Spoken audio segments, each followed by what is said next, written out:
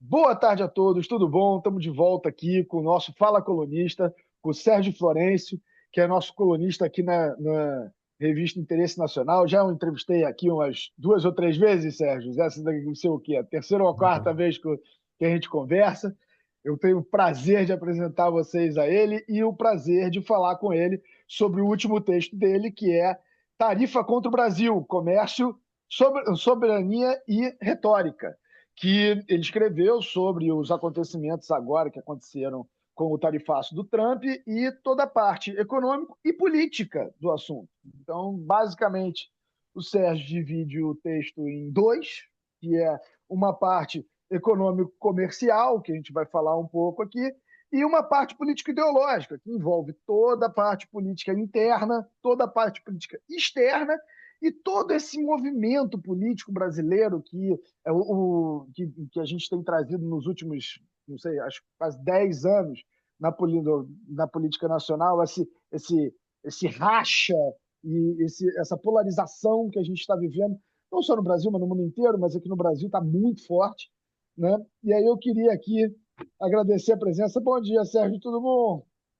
Bom dia, é um prazer conversar aí com o Felipe sobre essa questão do tarifaço sobre o Brasil e as consequências, não só no plano comercial, mas, sobretudo, no plano político, ideológico e geopolítico, né? Então, é um prazer para mim participar aqui desse Fala Colunista. Colunista, né? Que é é um bom título. Bom, então, em primeiro lugar, a gente tem que olhar esse tarifaço sobre o Brasil como a emanação de um perfil, né, imperial, né, imprevisível, irracional do Trump, né? Então, digamos, essa é a primeira consideração. A segunda consideração é que, no caso brasileiro, diferentemente da maioria dos outros países, o peso do fator político ideológico foi imenso, né? E esse peso do fator político ideológico tem duas dimensões, né? Uma dimensão que eu podia chamar de dimensão, digamos, mais imediata, né, que é a influência exercida pelo bolsonarismo para pressionar as posições do Trump, do Partido Republicano, né, digamos, essa estratégia lá do Eduardo Bolsonaro, né, no sentido de influenciar e de, no fundo, ter resultados profundamente antipatrióticos, né, porque são contra o Brasil, né? E então, a primeira dimensão dessa parte política ideológica, digamos, digamos, o que eu chamo de mais imediato, causa mais imediata do tarifaço, que é essa influência bolsonarista. A segunda dimensão, e que eu acho que recentemente vem sendo pouco considerado, pouco valorizado pela imprensa, pelos analistas, é a dimensão estrutural, que eu acho que resulta, sobretudo, não só da participação do Brasil no BRICS, mas do ativismo do Brasil, da retórica do presidente no âmbito do BRICS, né? E então, digamos, essas são as considerações iniciais. Bom, em primeiro lugar, ao fator, às a dimensão, né, comercial, então a gente tem que considerar que o nosso comércio com os Estados Unidos é importante, não é desprezível, né, representa 12% do total das nossas exportações. Já, é verdade que há algumas décadas já representou o dobro disso, né, cerca de 25% do total do comércio brasileiro, mas ainda hoje é significativo, embora, se compararmos com a China, né, que representou em 2024 28% do nosso comércio total, e em 2023 representou 30%, ou seja, praticamente um terço do nosso comércio total, digamos, em termos quantitativos, esse comércio bilateral com os Estados Unidos é bem menos expressivo do que o da China, mas é preciso a gente considerar que para a China nós vendemos commodities, né? Para os Estados Unidos, nós vendemos muitos produtos com valor agregado muito maior, né? A gente vende aço, né? A gente vende aeronaves, né? E mesmo produtos agrícolas, digamos, né? É, Para os Estados Unidos, como suco de laranja, tem um nível de processamento muito maior do que a soja que a gente vende farelo de para soja para a China. É isso. isso, então, digamos, o tarifaço tem essa dimensão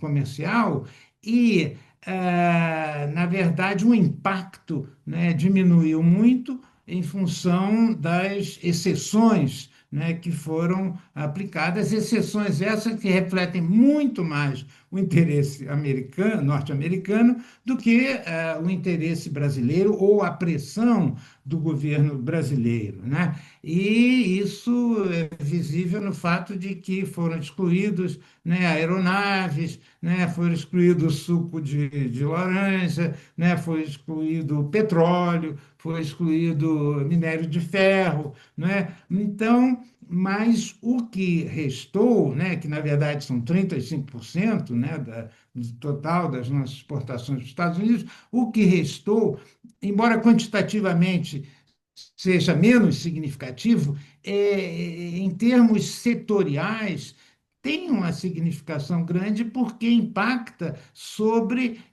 exportação de frutas, não é? Exportação de calçados, né? Aí, também aço, ou seja, e essas exportações, sobretudo no caso de frutas, elas têm um impacto muito grande na, em setores que dependem, alguns dependem exclusivamente, né, do mercado norte-americano, né?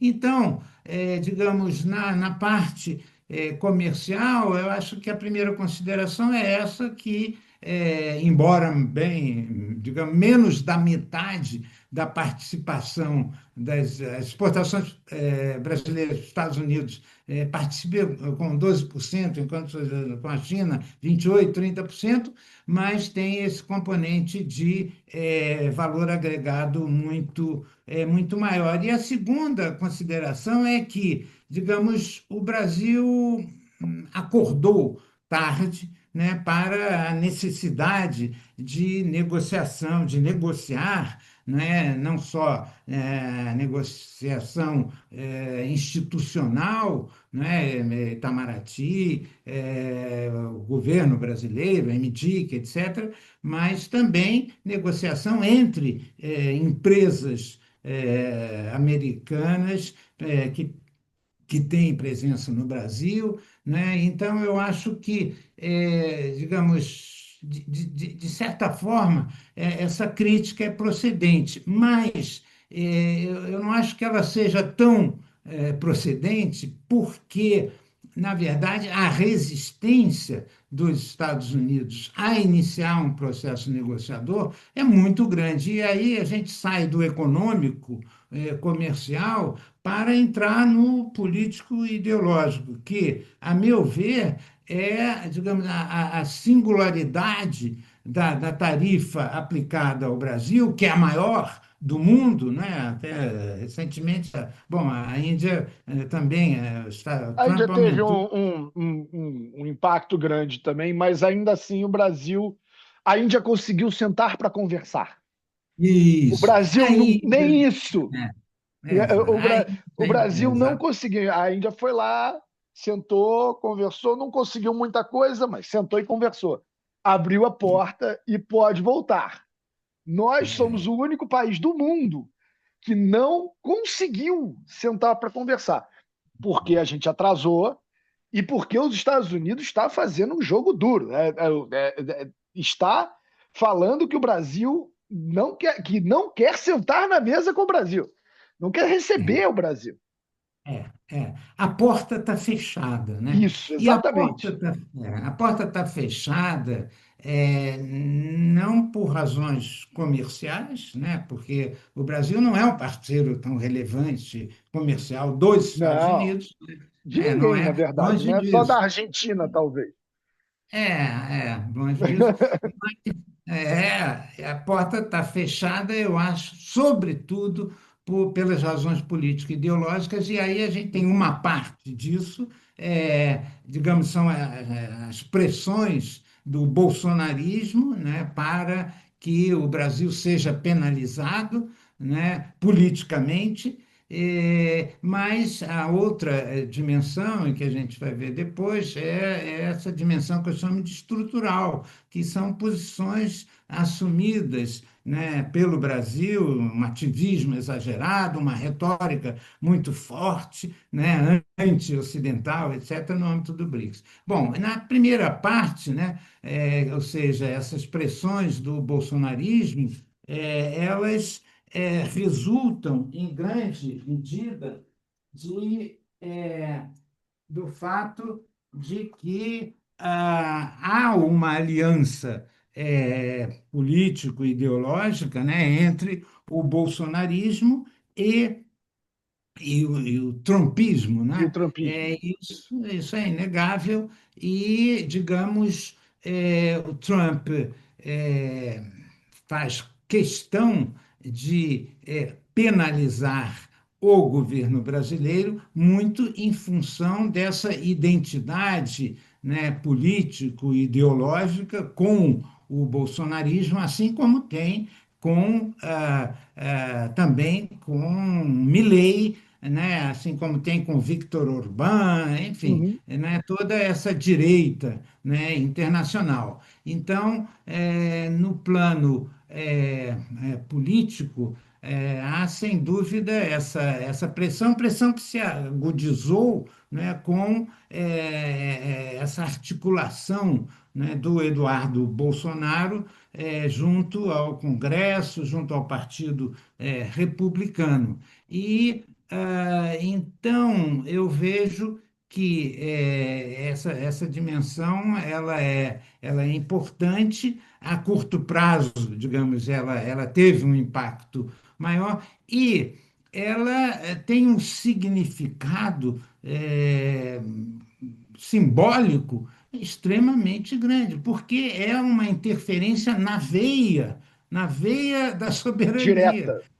É uma direta, ou interferência seja, política direta em uma democracia constitucional. Pedir intervenção dentro de um órgão de governo, de um poder de governo, como tem poder. nos Estados Unidos. Nossa democracia espelha a democracia americana. Ele deveria saber como funciona a democracia brasileira, porque a democracia brasileira funciona muito parecida com a democracia americana. Exatamente, né? Bom, deveria E funcionar, né? Escrito no é, papel é muito parecido. por mais imperfeita que seja a nossa democracia, você tem, né, a busca de É, equilíbrio entre os poderes, né? é Você só tem porque é um espelho. é, A gente usou a é, democracia americana como exemplo para formar a nossa democracia. Então, é é, esse fator, o fator da divisão de poderes e da independência de cada um dos poderes, é algo que existe na democracia americana e é a base da democracia mundial, mas também da democracia americana. É. Então, exatamente por essa similaridade, né, os Estados Unidos foi, digamos, a primeira democracia moderna, né, com o Tocqueville, com todos aqueles Exato. teóricos. Bom, os Founding pais Fathers. fundadores, etc.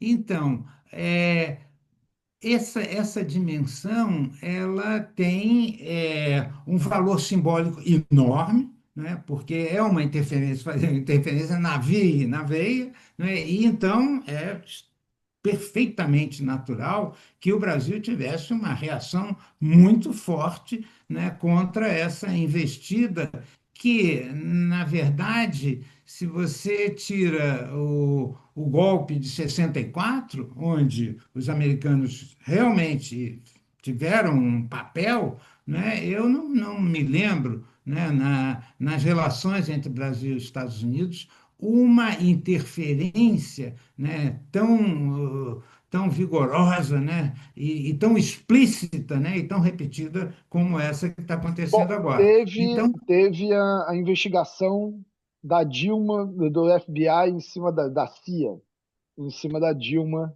nas eleições ali em 2013, acho, se não me engano, ou 14. Mas assim, na não, verdade, eu não me lembro da gente ter uma relação tão arranhada, tão é, dificultada, porque mesmo naquele momento, cortamos relações, voltamos, mas a gente conversava. Havia é, é, conversas, havia diplomacia. Hoje, a diplomacia não está funcionando e não está sendo ouvida. Os diplomatas dos dois lados não estão se falando. Isso é uma é, coisa complicada. eu acho que o Brasil tentou, vem tentando, né, mas com resultados pífios, né? E então os resultados são pífios. Eu vejo, em primeiro lugar, essa causa imediata, né, que é essa identidade enorme entre o Trump e o Bolsonaro e, digamos, utilizando essa identificação como um elemento para pressionar, né, o Supremo, a Suprema Corte no Brasil e tentar uma modificação que os Estados Unidos sabem muito bem que o Brasil jamais faria, justamente porque aqui é uma democracia e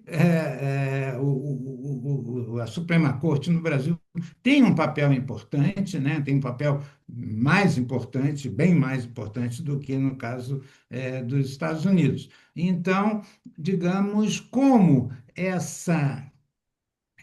obviamente que o governo americano sabe que essa pressão exercida sobre o Supremo será inócua, né? Então, a pressão continua, por quê? A pressão continua para, digamos, justificar, né, coisas injustificáveis, que é essa interferência excessiva. Então, digamos, tem uma dimensão de comunicação, não é? Mas tem uma dimensão retórica, porque o efeito será nulo, porque o Brasil não vai, a Suprema Corte do Brasil não vai modificar as suas decisões em função da pressão dos Estados Unidos. Então, a gente vai, então, para, digamos, a dimensão, a dimensão político-ideológica, mas que eu considero mais estrutural, ou seja,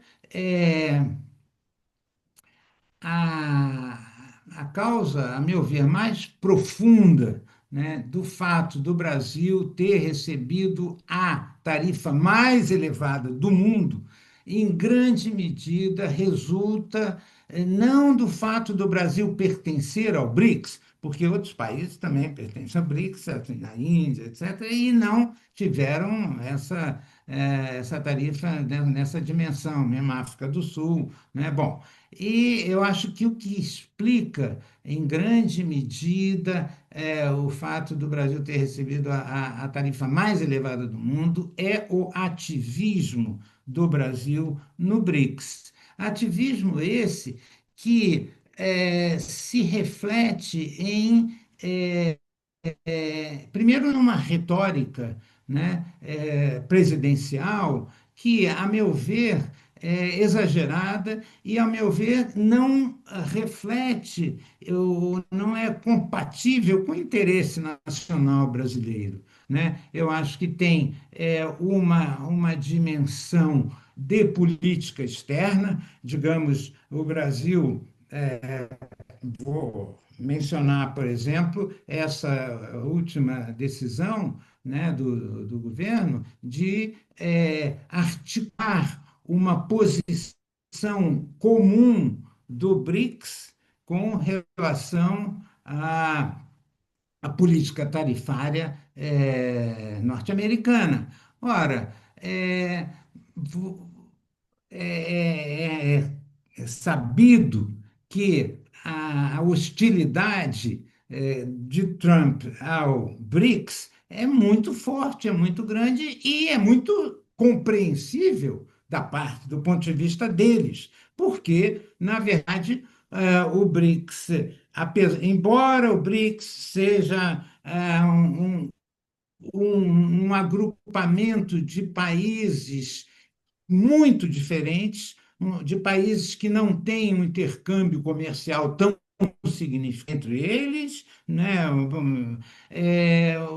Apesar de posições muito díspares, né, entre Rússia, né, que tem praticamente uma aliança, né, carnal agora com a com a China, China. né, Índia, Índia, que tem uma posição bastante independente no âmbito do BRICS, né? E não só A isso, como África do está em conflito com a China. A Índia e a Sul está em China conflito com a estão em China. conflito Lógico. constante. Não é tem áreas da Índia que são requisitadas pela China e vice-versa. Há conflitos Os, reais. conflitos Já, geopolíticos, não só geopolítico, conflito, conflito. geoestratégicos, Guerra, agressão. não, e militares, né? Digamos, conflito territorial, Territorial, né? Ou exato. seja, Tem uma área que os dois territorial. querem, É. assim, entre Além esses dois dessa países. dimensão, são dois países que têm perfeitas condições de passarem a competir, digamos, pela hegemonia mundial daqui a Sim, algumas décadas, porque o crescimento A Índia é vai extremo. crescer, a Índia tende a crescer mais rápido que a China e fazer um catch-up com relação à China, inclusive com É, relação aos Estados Unidos, né? Então, esse bloco é, do BRICS, ele engloba países geopoliticamente muito interessantes, né? Na organização mundial. e muito díspares, né? É, Porque se você compara, em primeiro lugar, é preciso considerar que o BRICS, no momento da sua criação, né, a China era 30% do PIB do BRICS. Hoje, é, o PIB é, da China é quase 70% isso, do PIB total dos países do BRICS. Então, mais da digamos, do ponto metade. de vista comercial, hoje a China é um país hegemônico no âmbito do BRICS, do ponto de vista comercial. Do ponto de Virou o vista clube da político, China. Virou o clube da China, né? É um, é um clube que tem uma tudo bem, resistência importante, que é a Índia mas que tem essa, e do o que Brasil que eu estava tentando pensar é que é um clube que não se alinha ao Ocidente. No pensamento entre um mundo bipolar entre China e Estados Unidos, você estar ligado ao BRICS é um pouco você estar ligado à China e não à hegemonia americana. Então, isso desafia a hegemonia americana. O BRICS é o é, principal é o principal ente que se mostra hoje no mundo que efetivamente desafia a hegemonia americano-ocidental do, do, do vou colocar assim, do Atlântico Norte, né? Que é a é, OTAN. é, é, esse diagnóstico, na verdade, é uma enorme ironia do destino.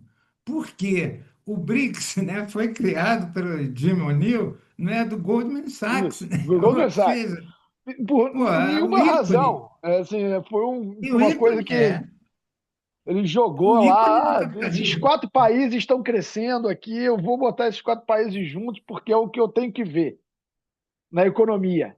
E aí, de repente, bum, virou uma organização. Acho que a China teve um papel muito importante em ver isso, né? Em ver essa possibilidade. Estávamos falando sobre a participação dos BRICS nesse processo,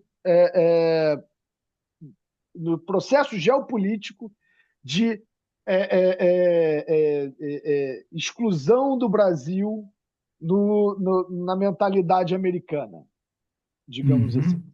Então, é interessante que essa crítica, em boa medida procedente, né, de que o BRICS vem tomando posições, digamos, anti-ocidentais, na verdade, isso daí é uma grande ironia da história, né, porque o BRICS foi criado, né, pelo Jim O'Neill, né, um economista do Goldman Sachs, que é um ícone do capitalismo mundial Americano. e americano, e ah, e foi criado com a ideia de que seria o agrupamento das grandes economias emergentes, né? Eram as quatro grandes economias emergentes e que na visão, né, aí do Jim O'Neill, tendia a configurar, né, o desenvolvimento da economia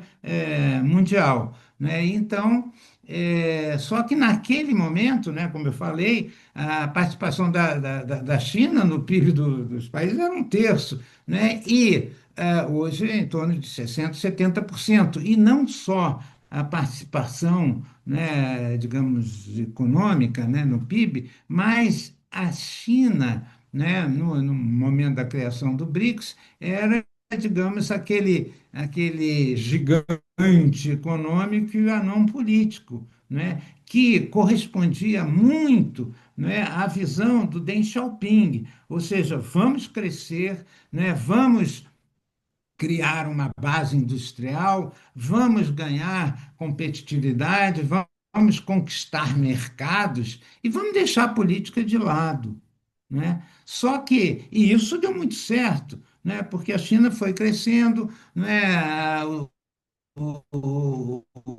Com a globalização, né? Foi o grande beneficiário, né? Os Estados Unidos apoiava, né? Esse crescimento econômico, da expectativa, aí aquela visão utópica do liberalismo, de que se você abre a economia e se você dinamiza o sistema econômico, você fatalmente vai ter também um sistema político mais aberto, um sistema político mais participativo. Bom, então tudo isso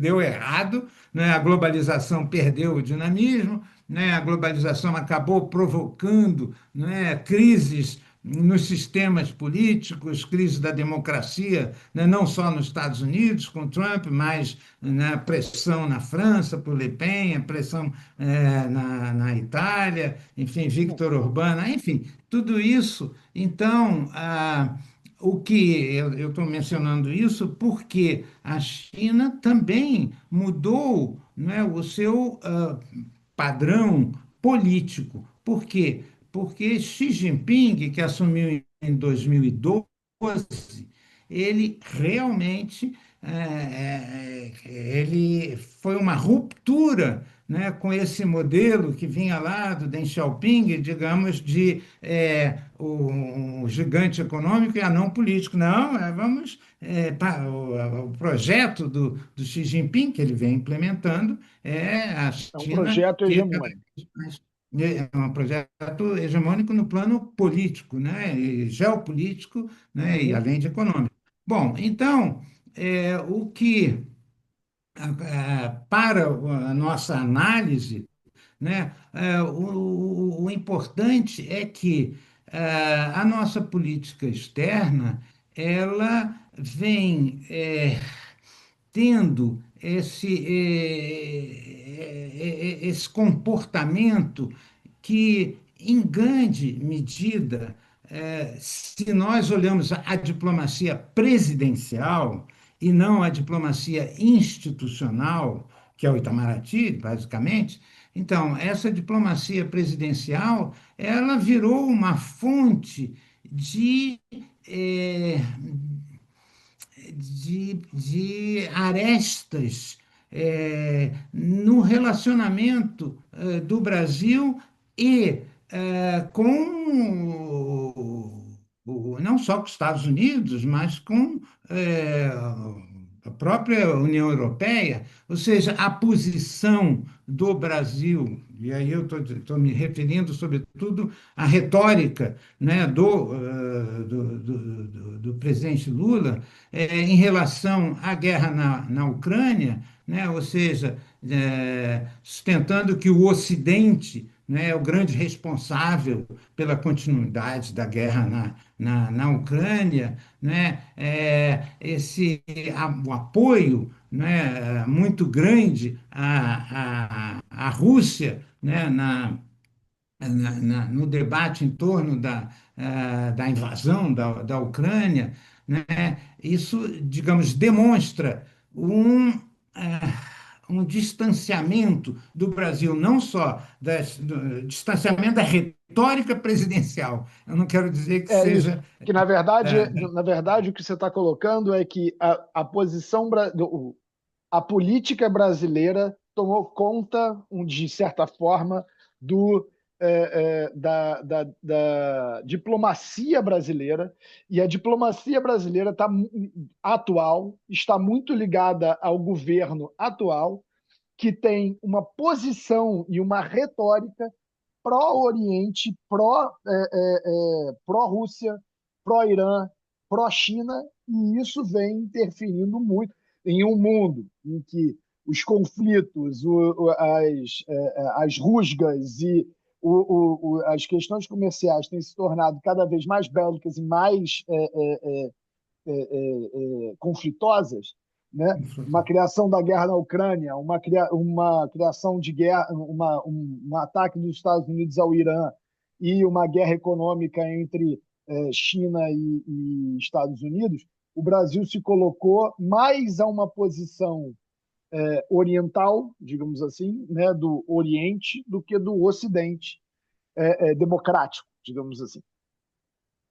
É basicamente isso, ou seja, o Brasil assumiu na guerra da Ucrânia posturas que são, evidentemente, muito mais próximas do invasor, né, do Do que do russo, invadido.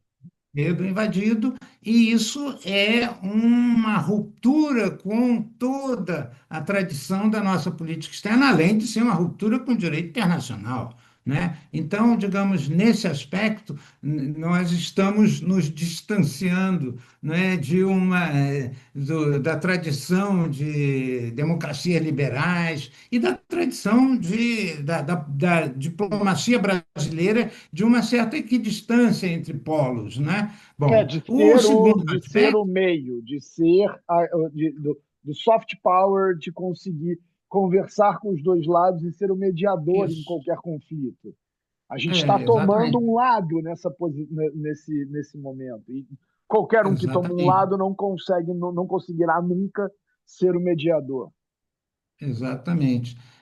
E o outro aspecto é a nossa aproximação excessiva com o Irã, né? Ou É, seja, o Irã faz isso parte efetivamente do BRICS. Então, não só a Rússia faz exatamente. parte do BRICS, como o Irã faz parte do BRICS, e o Irã é um estado complexo, para dizer É, pouco. Né? É, então eu acho que digamos, se eu tivesse que olhar assim de uma forma mais didática, né, essa evolução da nossa política externa em direção ou de um certo distanciamento, né, em relação ao Ocidente, eu diria, em primeiro lugar, é a posição com relação à guerra na Ucrânia, né? Em segundo lugar, uma aproximação excessiva, né, em relação ao Irã, ou seja, a presença, né, do vice-presidente brasileiro numa solenidade, né, em Teherã, né, de posse do presidente iraniano, e que mostrava que o Brasil era o único país democrático que tinha um representante lá, e não era qualquer representante, era o vice-presidente, né, E tivemos também um representante na comemoração do fim da Segunda Guerra Mundial na na Rússia. Rússia, na Rússia. Então, Então, isso é um alinhamento muito forte. É uma representação de alinhamento muito é, forte, né? é, Em um momento em que você está observando um aumento de conflitos, um aumento de guerras, um aumento de agressões físicas, territoriais, você está tomando o lado que não é o lado clássico do Brasil, não é o lado é, normal. O lado normal do Brasil seria desse lado ocidental é, e que representa politicamente pouco do Brasil. Afinal de contas, nós estamos tomando os lados, ou parece, né? As representações que nós estamos fazendo são representações da tomada de lado de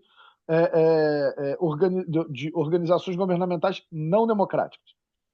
Ao mesmo uhum, tempo, e com o intuito, eu não vou falar desculpa, porque desculpa é irrelevante, mas o intuito de representar uma aproximação com o sul global, que seria o uhum, próximo passo da diplomacia brasileira. E aí, ao mesmo tempo, o Donald Trump tem o incentivo de vir para cima do Brasil. E acho que é isso que é onde que queria chegar, que é a efetiva razão pela qual nós estamos sofrendo tarifaço, nós estamos sofrendo uma portas fechadas para negociação, que os Estados Unidos não está querendo relações com o Brasil, e ao mesmo tempo eu fico com medo, e aí eu queria que você falasse um pouco sobre isso. Eu tenho um medo muito grande do Brasil cair num ostracismo, ou num algum tipo de ostracismo, como uma forma de punição americana e é, é, geopolítica ocidental para o Brasil ter ido para esse lado. E aí eu queria que você é. desenvolvesse isso. Se você acha que isso é verdade, se você acha que isso não é verdade, que não vai acontecer, ou que pode acontecer, né? Enfim. Então, os três fatores que eu acho que demonstram esse distanciamento da nossa política externa em relação ao Ocidente, né? O primeiro, a nossa posição, o nosso viés, obviamente, pró-Rússia na guerra na Ucrânia. O segundo, a aproximação excessiva, né, com o Irã. E o terceiro, eu acho muito importante, que é a retórica do Lula nesse ativismo, né, no BRICS. Retórica que vai muito além da retórica de Xi Jinping, não é? Que vai muito além da retórica de qualquer outro player do BRICS. E dizendo, dando mensagens que são particularmente conflitivas em relação aos Estados Unidos. E eu quero mencionar, sobretudo, essa insistência, né, da retórica do Lula sobre a necessidade de criar um novo padrão monetário para o mundo, porque essa hegemonia do dólar prejudica o desenvolvimento da economia internacional. Então, essa insistência eu acho profundamente fora de propósito, porque o que ganha o Brasil com esse ativismo, né? Eu acho que não ganha em termos de política externa, de projeção internacional do país, e eu acho que acentua essa retórica do Lula, digamos, aquele anti-americanismo, né? O anti-americanismo do governo brasileiro. Ela exacerba os conflitos domésticos. Ou seja, poucas vezes na história do Brasil, né, nós tivemos a geopolítica, a política externa, influenciando de forma tão visceral o jogo político interno. Isso, obviamente, não é bom, né? E a tradição do Brasil foi É, de ter sempre uma política externa equilibrada, uma política externa que sempre se distanciou, né, dos dois blocos, né, durante a bipolaridade da Guerra Fria. Nós sempre tivemos, né, posições, né, que visavam sempre o quê? O norte era o desenvolvimento, né? E o segundo norte, o que era? A autonomia, né? Então, o que se vê hoje é que em que medida esse ativismo excessivo do presidente, eu não digo que seja um ativismo da política externa institucional, né? Porque o do Itamaraty governo e é do do, representado pelo presidente e muitas vezes pelo seu assessor de política externa, que é Celso esqueci o nome dele, Amorim. o Celso Amorim. Celso Amorim. É. Então, eu acho que um subproduto muito negativo, muito nocivo desse ativismo do presidente, né, da retórica do presidente no âmbito do BRICS, um subproduto muito negativo é a exacerbação do papel da política externa no jogo da política doméstica, não é? E então isso se dá porque existe, né, da parte da extrema direita um interesse em criar esse ambiente de Polarização conflito, e de conflito. polarização, porque dessa forma ela consegue mobilizar, né, a população, né, ela consegue adeptos que têm por padrão de comportamento a lealdade, né, a filiação, né, a um A ídolo, criar uma né, base, mito, né, é.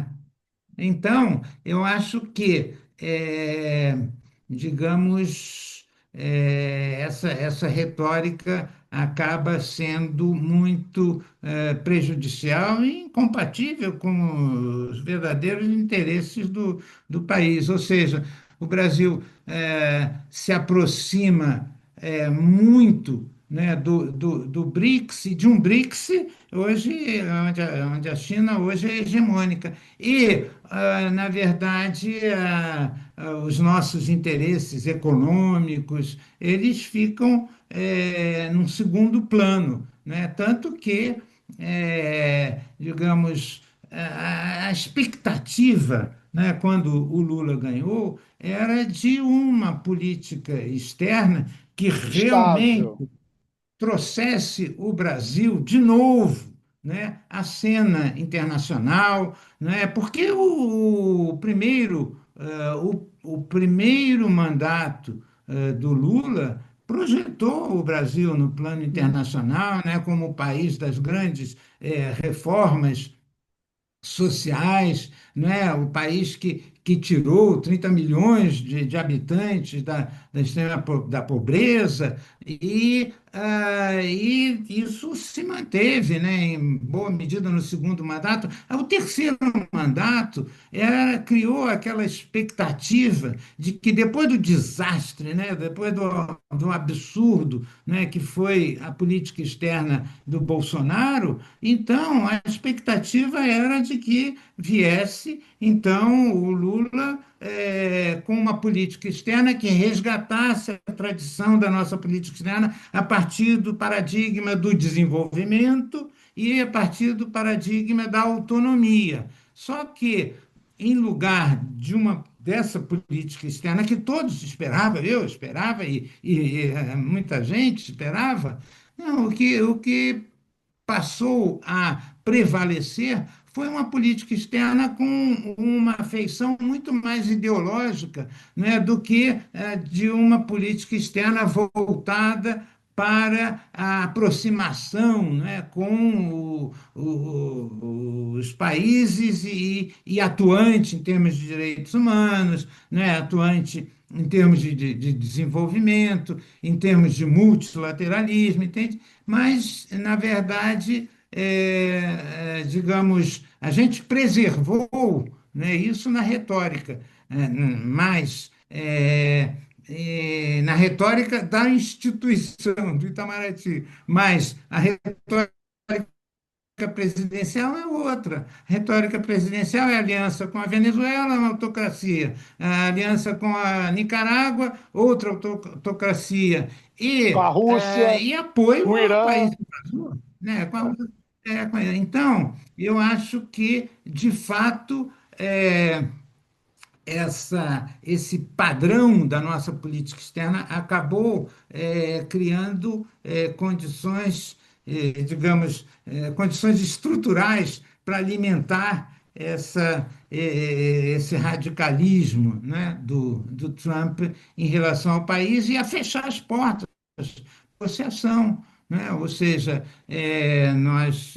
nós precisávamos, né, de ter um diálogo sobre comércio, né, para ver de que forma, né, nós poderíamos reduzir essa tarifa de 50%, mas as portas estão fechadas. As portas estão fechadas basicamente por duas razões: Por o dois, né? bolsonarismo e o ativismo presidencial Inicial. no âmbito do BRICS. Uma É, pergunta. Dentro de tudo que você falou, da questão das escolhas do Brasil nos últimos anos em se aproximar cada vez mais do Oriente, de se aproximar de ditaduras ou se afastar dos Estados Unidos com a representação do Trump. Eu até entendo que você não queira se aproximar do Trump como um parceiro estratégico, porque ele é muito imprevisível, né? Tem é.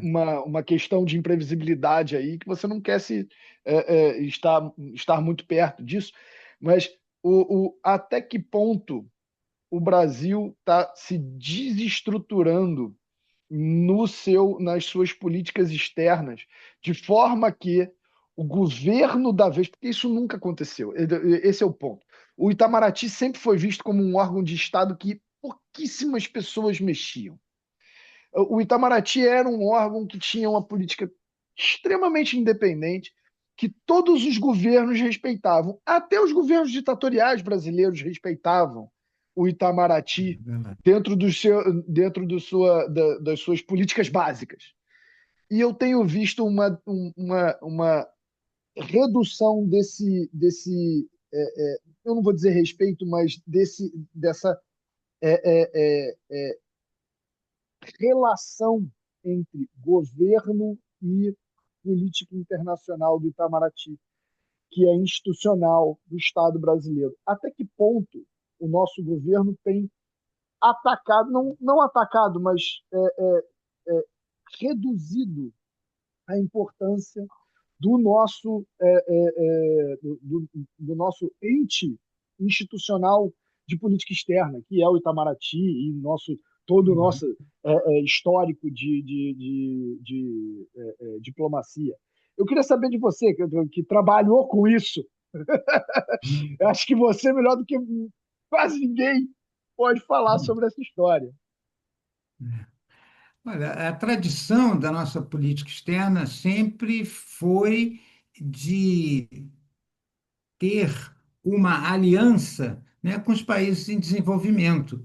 E tradição essa que beneficiou muito o Brasil, né, porque o Brasil se projetou, né, junto com a Índia, por exemplo, como a Indonésia, digamos, os países mais influentes no âmbito do chamado terceiro mundo, dos países em desenvolvimento. Então, essa é a tradição da nossa política externa, sempre tendo aqueles dois paradigmas do desenvolvimento e da autonomia, né? Então, isso marcou, né, a nossa política externa, e isso, inclusive, digamos, na Segunda Guerra Mundial, né, o Getúlio acabou tomando, né, desenvolveu, né, uma política de equidistância pragmática, né, entre de um lado, a Até Alemanha ali, nazista e do outro até os quarenta e aliados, três quando teve o até ataque, 40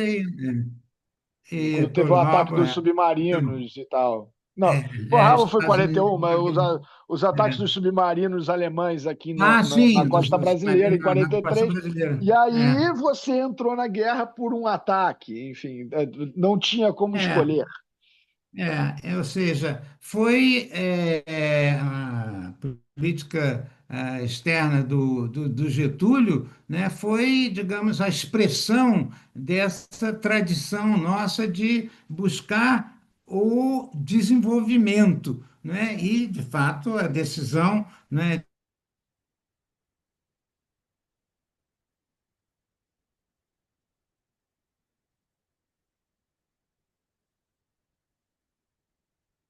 econômicos notáveis, né, Sérgio.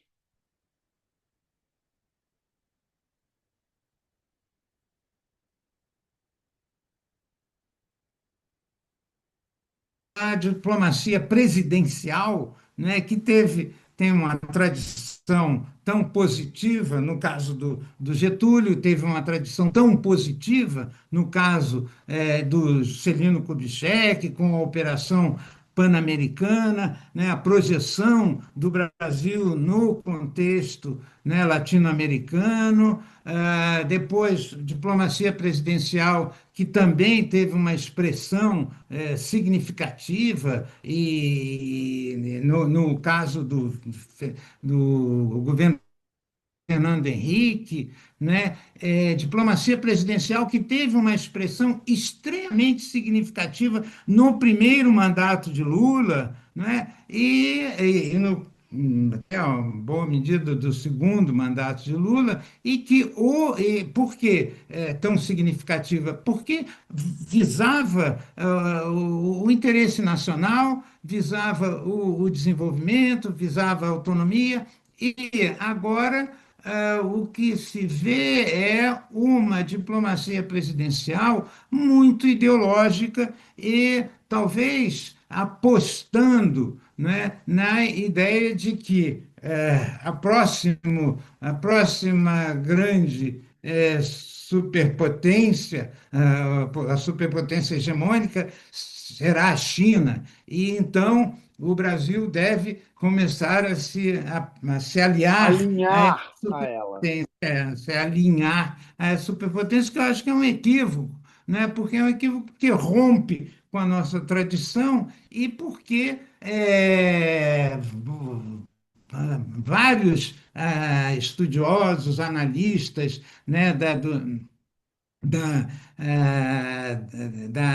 da política das superpotências, né, da ascensão e queda das superpotências. Paul Kennedy, por exemplo, que tem um grande livro, né, a ascensão e queda Das grandes potências. das grandes potências. Então, o que ele mostra é que isso é um processo longo, é um processo, não é um processo que tem altos e baixos, né? Uhum. Então, a melhor posição para um país como o Brasil é realmente preservar esse padrão de equidistância e procurar usufruir o melhor que as duas superpotências oferecem, né? E não desenvolver uma política que contra o direito internacional, que vai contra essa tradição brasileira, como as nossas posições,